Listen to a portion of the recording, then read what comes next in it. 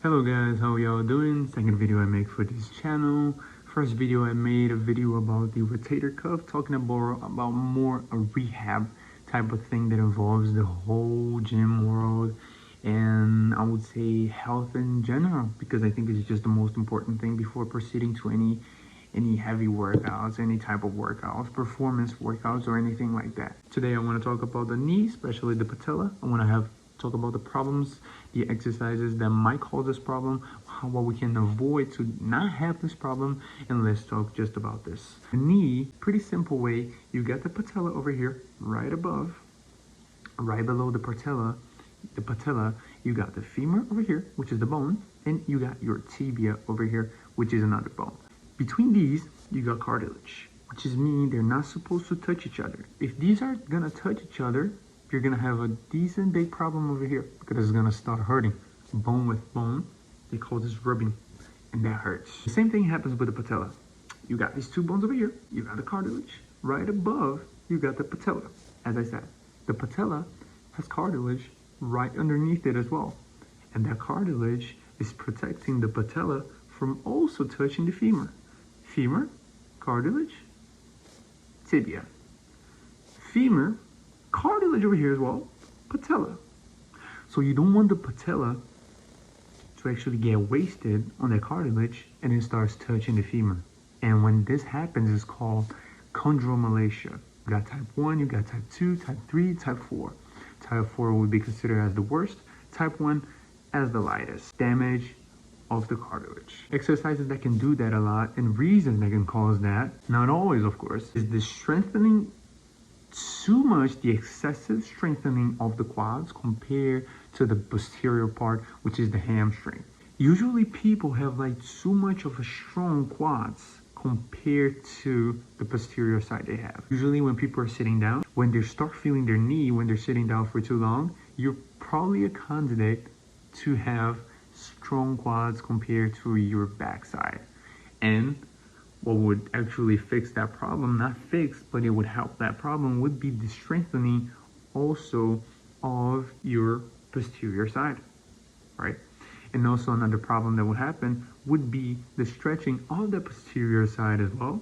Also the stretching of the quads, because when you have this imbalance force, the quads pushing too much, having that compression against the patella is going to go down. When it's going to go down, it's going to start damaging the cartilage. When it starts damaging the cartilage, it keeps going down, and then it touches your femur. And this causes chondromalacia, the pain that we do not want. So basically, if you have like a strong hamstring to also support that, pull that, push that, balance forces, that's much less susceptible to happen. Another thing is that in the quads, we got the vastus intermedialis, the vastus medialis, lateralis, and rectus femoris. When you got this vastus intermedialis and the vastus lateralis, it's usually going to push the knee towards this way. They're more lateral, more medial right here, more lateral right here.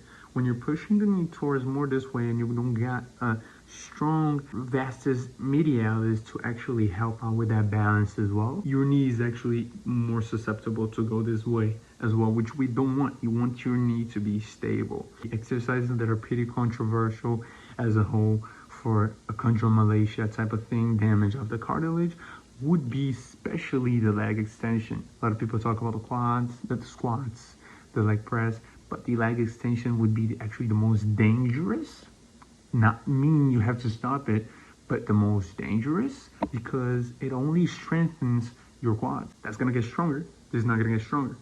And when you're doing squats, when you're doing leg press, both of these are gonna be activated.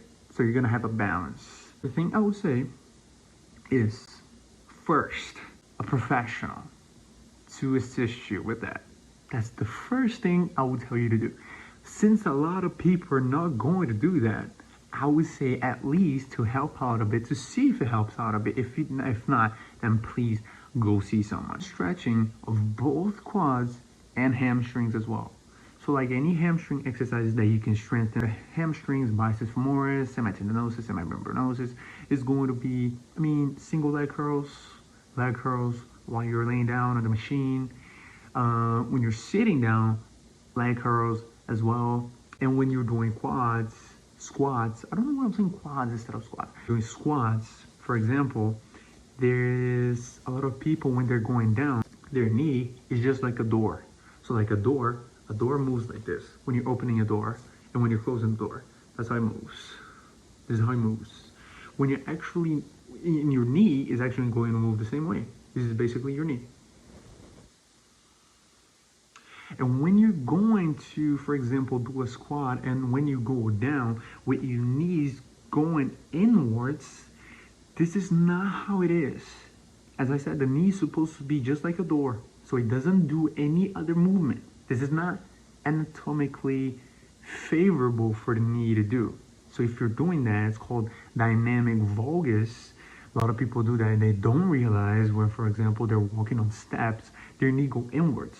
And this is not supposed to happen. Well, I would say for that, another thing you can do is actually also strengthen the abductors of your legs, the vastus lateralis, the tensor fasciae lata, all these exercises that are abduction. And for the adductors, you should also strengthen them, but you can realize that everything I am saying over here is about balance. You strengthen this area, but you're also going to strengthen the exact opposite area, because if it causes any imbalance, the knee is going to suffer from it. And this is not just for the knee. This is for like any other part. For example, the rotator cuff. If I exercise one part, I don't exercise the other, this is an embellishment. And other than that, this is it, guys. Thank you so much. My name is John. Always, and have a great one.